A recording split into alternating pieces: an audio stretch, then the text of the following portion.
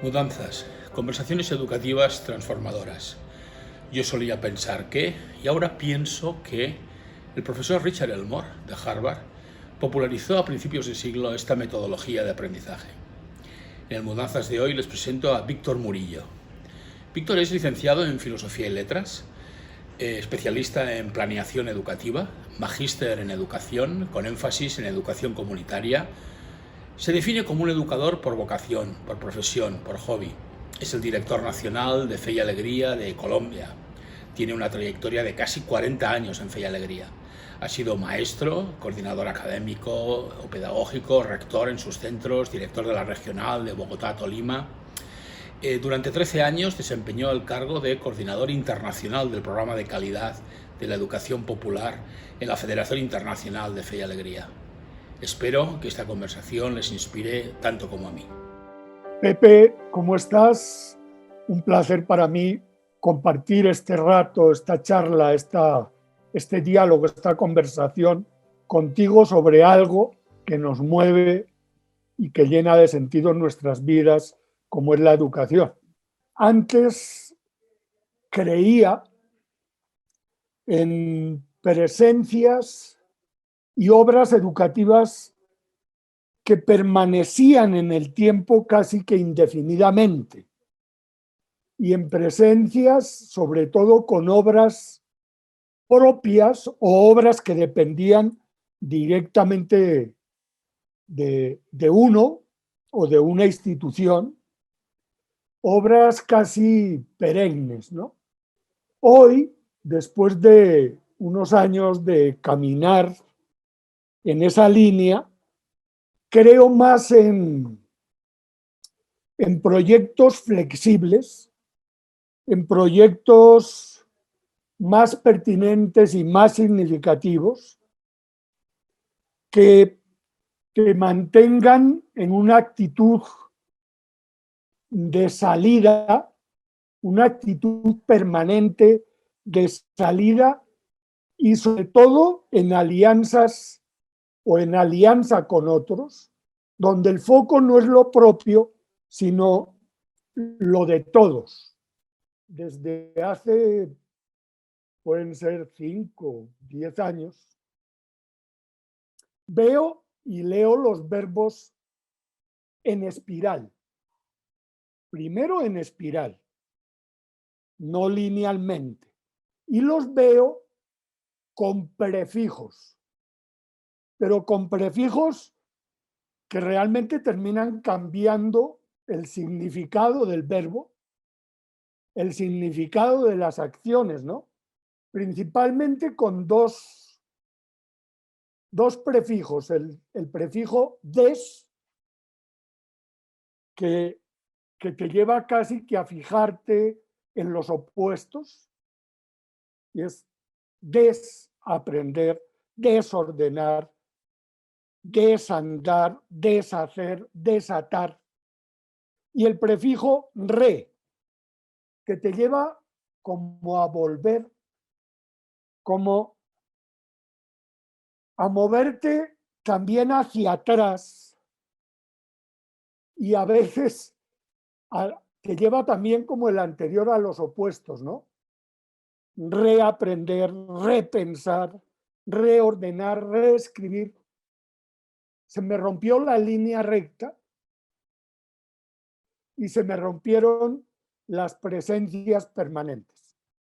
Precisamente en 2014, cuando empieza en Fe y Alegría de Colombia esta reflexión sobre que tú ahora estabas comentando, y empieza esta reflexión y se formula como la nueva partitura, en el fondo se pone en cuestión, se pone en cuestión, se interpela sobre cómo cumplir los objetivos del movimiento y cómo facilitar esa relación con la organización de tal manera que se puedan cumplir las prioridades.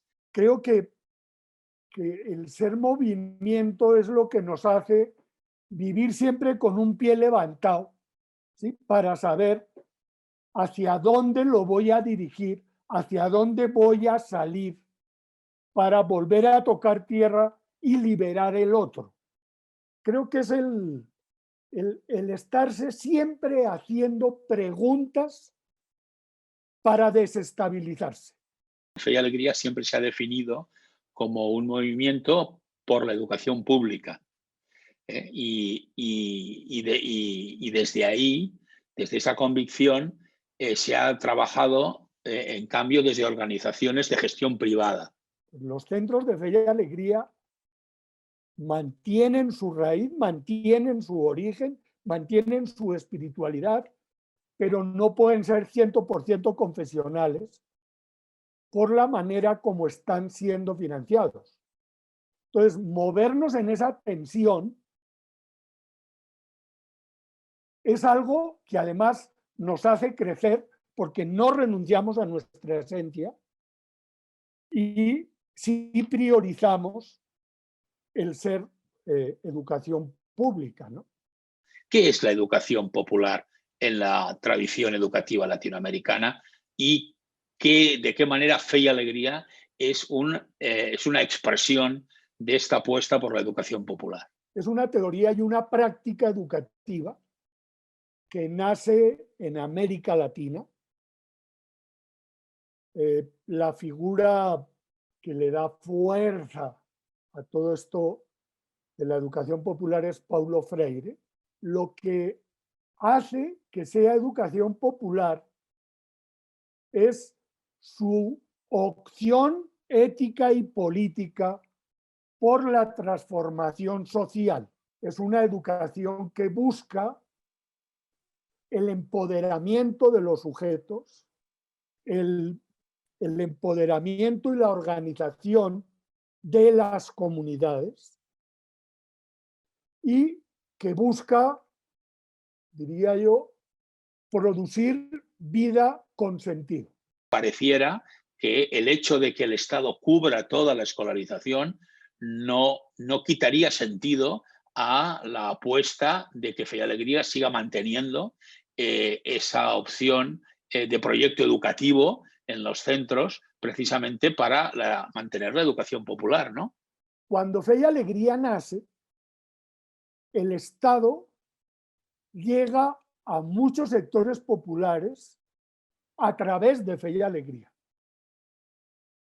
Hoy el Estado, cumpliendo con sus obligaciones constitucionales, llega por él mismo y el espacio para Fe y Alegría queda en luchar por la calidad y por los aprendizajes, por las metodologías que se utilicen para garantizar la calidad de la educación, ¿no? Hace unos años, Fe y Alegría fue un referente en la implementación de procesos de calidad, sabiendo que esto internamente causó algún debate sobre si esto estaba alejando a Fe y Alegría de ese espíritu de la educación popular y lo estaba acercando a la exigencia de ciertos estándares, hacia dónde evoluciona precisamente este concepto clave de la calidad educativa. Nosotros podíamos haber optado por la calidad detrás de siguiendo estándares únicos o persiguiendo derechos individuales y optamos por definir la calidad de manera diferente, donde lo importante era la formación de toda la persona, la educación integral. Nos centramos en los procesos de gestión democrática y participativa, lo montamos en los procesos de enseñanza y aprendizaje, posiblemente no tal como hubiéramos querido, porque tampoco teníamos todos los medios para haberlo hecho posiblemente de manera más radical en las miradas. Montamos en los procesos de construcción de convivencia y ciudadanía y procesos de relaciones con la comunidad. Cuando conocí las escuelas de Fe y Alegría a partir de 2016, 2017, que empecé a viajar allí, y me llamó poderosamente la atención que precisamente había una creencia profunda de que la innovación educativa era la base de posibilidad de construir esa calidad educativa, no pensando como decías antes, que educación popular significa educación para los pobres, sino precisamente una educación de calidad en el sentido más profundo y filosófico del término para todos los sectores, ¿no?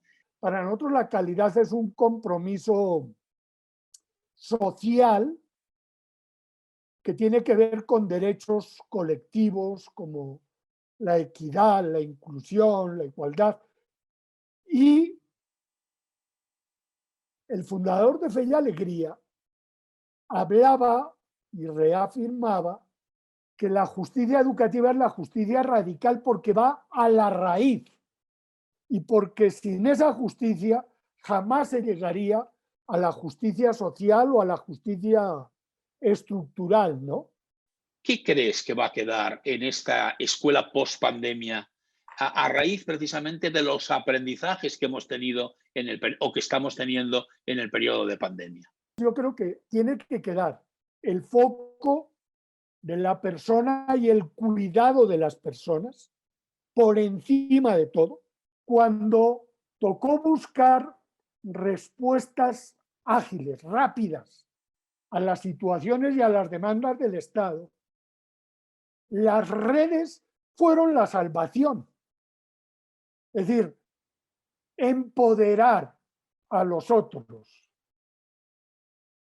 hizo que las respuestas fueran rápidas y que además creciera la identidad de las personas con el movimiento y con las respuestas ante los retos de la pandemia, ¿no?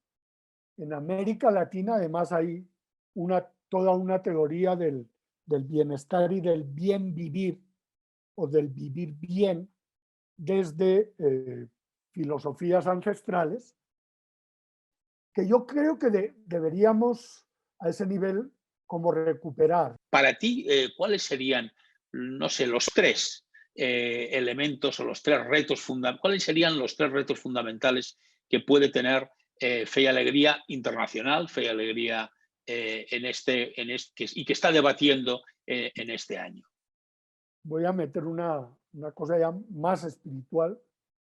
Discernir dónde Dios está actuando hoy y nos llama a trabajar, pero atreviéndonos también a ver, incluso si para ir a las nuevas fronteras tenemos que levantar el pie de algunos territorios. El segundo reto tiene que ver con los aprendizajes. Evidentemente que el camino es la innovación,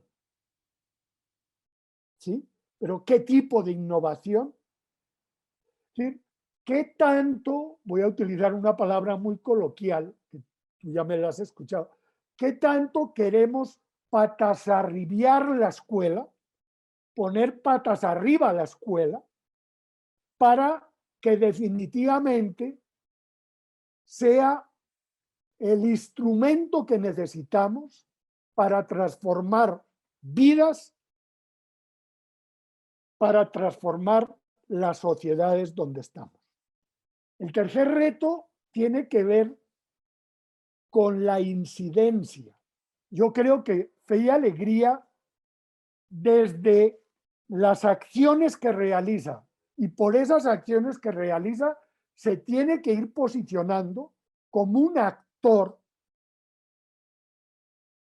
que hace incidencia política, que incide allá donde se toman las decisiones, que tiene que ver con la suerte de los sectores populares. El otro día terminaba con una frase de Casaldáliga: caminamos de esperanza en esperanza, esperanzándonos,